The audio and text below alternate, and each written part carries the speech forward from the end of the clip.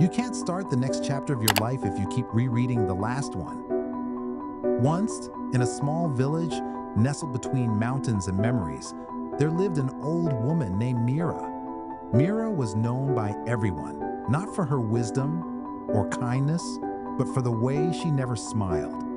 Every day, she sat on the same wooden bench outside her little house, eyes fixed on the road, as if waiting for someone or something. Children played nearby. Birds sang. Seasons changed. But Mira stayed still, wrapped in silence. People whispered stories about her. Some said she had lost her family in a fire. Others believed her son had left and never returned. No one knew the full truth because Mira never spoke of the past.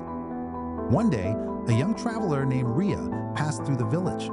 She was full of life, laughter, and endless questions.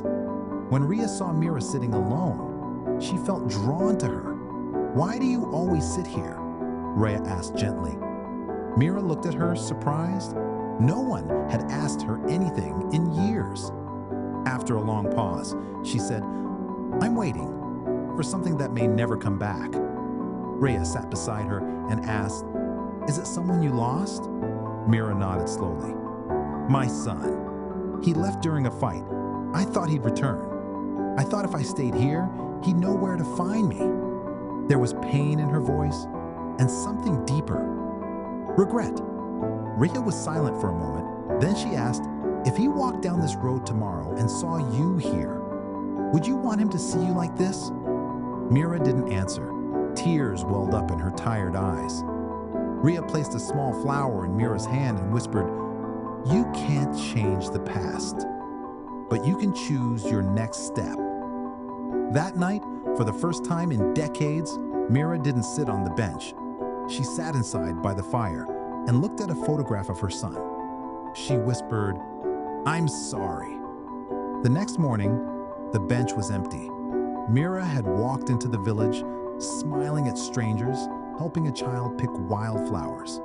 People were stunned. The woman who never moved, who never smiled, was changing. She started baking again. She told stories to children. And though her son never returned, she became someone else's grandmother, someone else's hope. She let go of the bench, of the waiting, of the past. Sometimes the heaviest thing we carry is yesterday, but freedom begins the moment we decide to put it down. Let go of what was. Choose what comes next, because your story isn't over unless you stop turning the page. Like, subscribe, and share the story with anyone you know that are still struggling with their own past.